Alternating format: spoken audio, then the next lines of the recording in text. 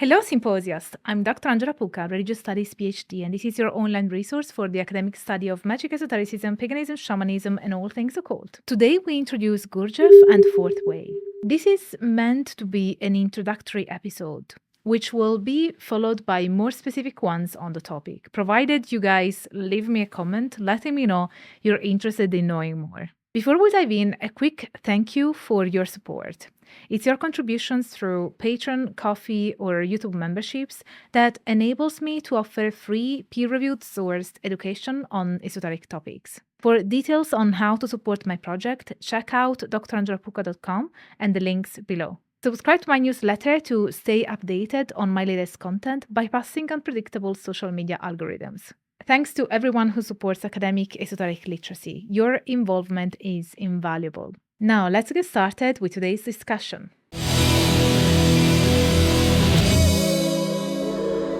Georges Ivanovich Gurdjieff, a mystic, philosopher, and spiritual teacher of Armenian and Greek descent, was born in the late 19th century, probably between 1866 and 1877, in Alexandropol, Armenia, now Gyumri. Gurdjieff's early years were marked by a profound curiosity about the nature of existence, prompting extensive travels through Central Asia, Egypt, Iran, India, Tibet, and Russia. These journeys were driven by his quest to uncover ancient spiritual wisdom, which he believed had been preserved by esoteric schools and secret societies. During his travels, Gurdjieff encountered a variety of spiritual traditions and teachings, which he later synthesized into his own unique philosophical system.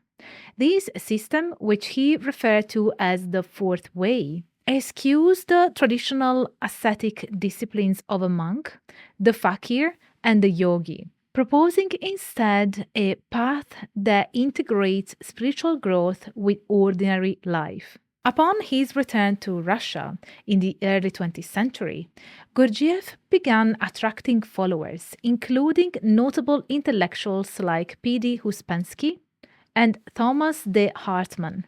It was during this period that he began formulating the ideas that would later be central to his teachings. Now, let's look at key literary contributions. Gurdjieff's literary contributions are essential to understanding his teachings.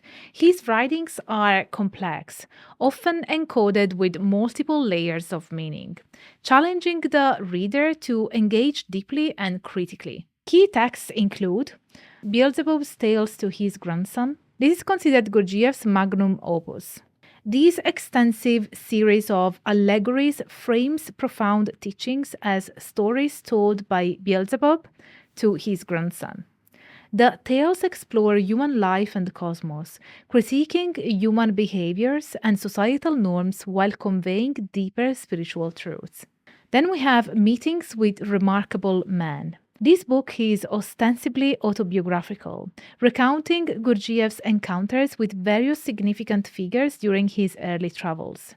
These remarkable men and women, through their unique qualities and insights, contributed to the formulation of his later teachings. Then we have Life is Real Only Then When I Am. The third series, published posthumously, offers more direct insights into Gurdjieff's thoughts and methods. It is here that Gurdjieff discusses his own spiritual realizations and the practical aspects of his teachings. Together, these works not only provide a narrative of Gurdjieff's spiritual journey and pedagogical approach, but also challenge the reader to engage with his philosophy in a manner that demands active participation and critical reflection. Now, let's explore the Fourth Way, the esoteric tradition that stems from Gurdjieff. The Fourth Way, also known as the Work, is presented as a path to spiritual awakening that diverges from the traditional paths commonly found in religious and esoteric traditions. Unlike the ways of the fakir, the monk, the yogi, which emphasize physical, emotional, and mental development respectively, the Fourth Way seeks to develop these three faculties simultaneously and harmoniously within the conditions of ordinary life. Now, let's look at some of the elements of the fourth way. One is the integration with everyday life, because the fourth way does not require one to retreat from the world. Instead, it demands active engagement with daily responsibilities and relationships as a means of achieving self awareness and self transformation. Also, there's balanced development because followers of the fourth way work towards a balanced development of the body, emotions, and mind, which Gurdjieff believed were often developed unevenly in other spiritual traditions. This holistic approach is thought to prevent the inner fragmentation that hinders spiritual growth.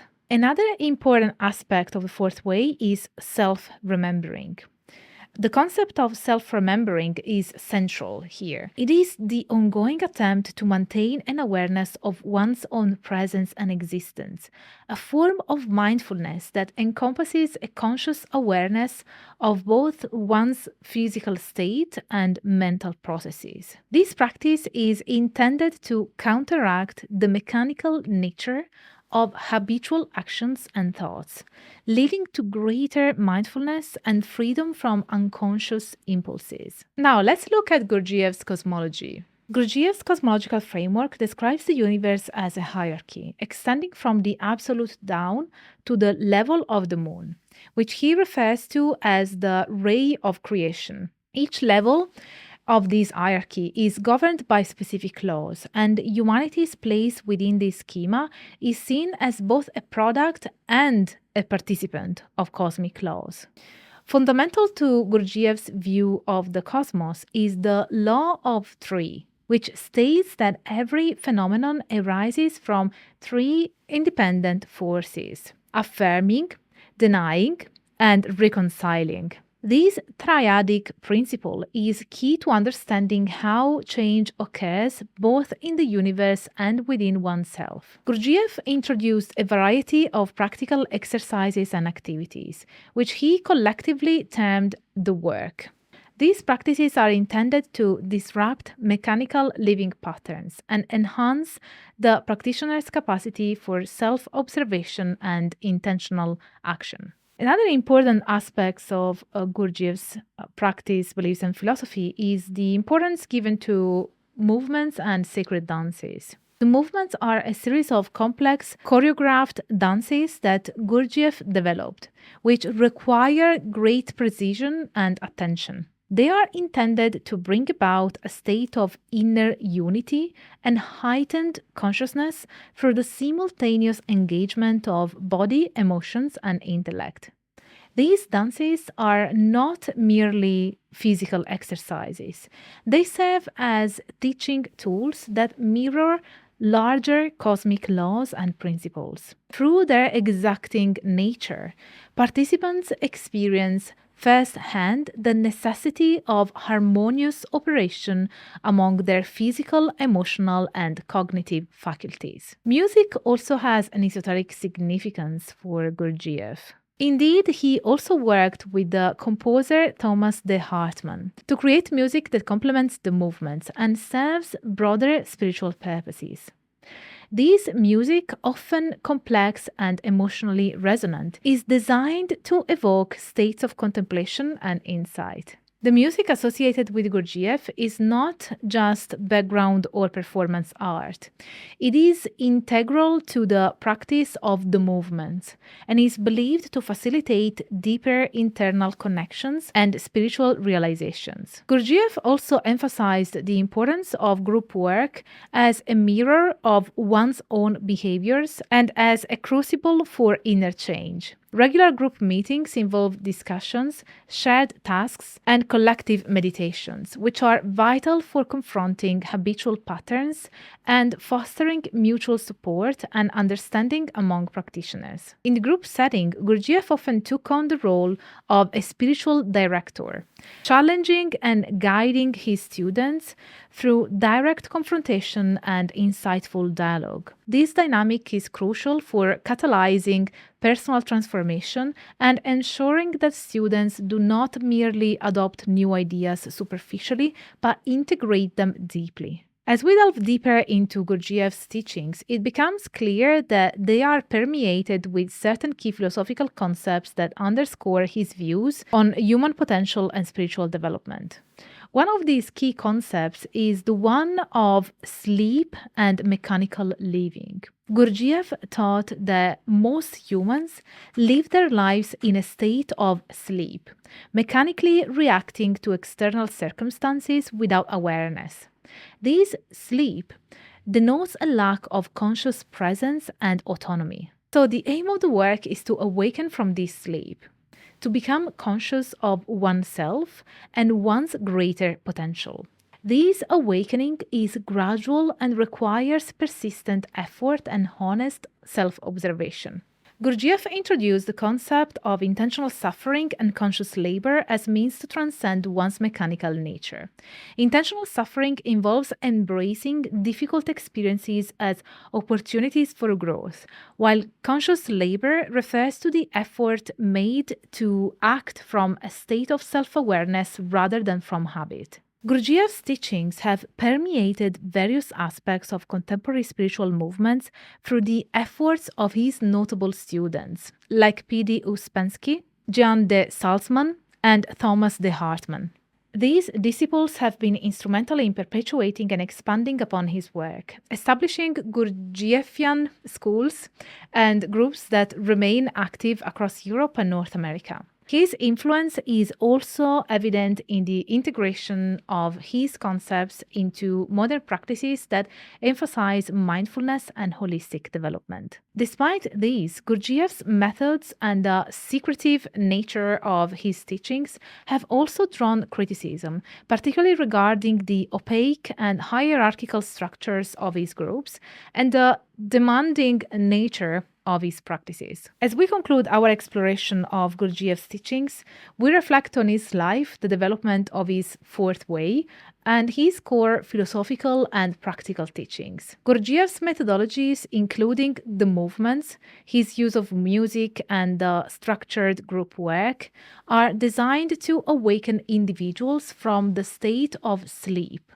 the mechanical living that he argued most people unconsciously endure. His teachings challenge followers to engage in intentional suffering and conscious labor, processes aimed at fostering self-awareness and spiritual growth. The depth and complexity of Gurdjieff's teachings make them not only challenging but also transformative, requiring continuous engagement and critical reflection to fully appreciate and apply. His ideas about conscious living and self-observation remain particularly relevant today, resonating with contemporary societal challenges and the search for meaning in an increasingly complex world. Gurdjieff's work prompts ongoing dialogue about the role of spiritual development in modern life, underscoring the dynamic and evolving nature of esoteric traditions. In closing, Gurdjieff's legacy is a testament to the enduring appeal of his philosophical system and its capacity to adapt to and address the existential questions of any era. His writings, secondary analyses, and scholarly critiques provide a rich field of study for anyone interested in the intersections of philosophy, spirituality, and practical living. This is it for today's video. If you watched until this point, leave me a book emoji. Now, my dear Symposias, this project of delivering free academic knowledge based on peer-reviewed scholarship can only exist thanks to your support. So if you have the means and want to help this project going, I would encourage you to consider supporting my work with a one-off PayPal donation by joining memberships, my inner symposium on Patreon or Ko-fi, super thanking me in the comments, or checking out my services at drangelapuka.com. You can book private lectures, tutoring, commission a video, and much more. Also, don't forget to sign up for my newsletter to get more of a direct contact with me that doesn't involve social media algorithms. And if you like this video, don't forget to smash the like button, subscribe to the channel if you haven't already, activate the notification bell so that you will always be notified when I upload a new video, share this video around, and let me know in the comments what you thought about it. Thank you all so much for being here, and stay tuned for all the academic fun. Bye for now. Today we hold the ground, we'll never disappear.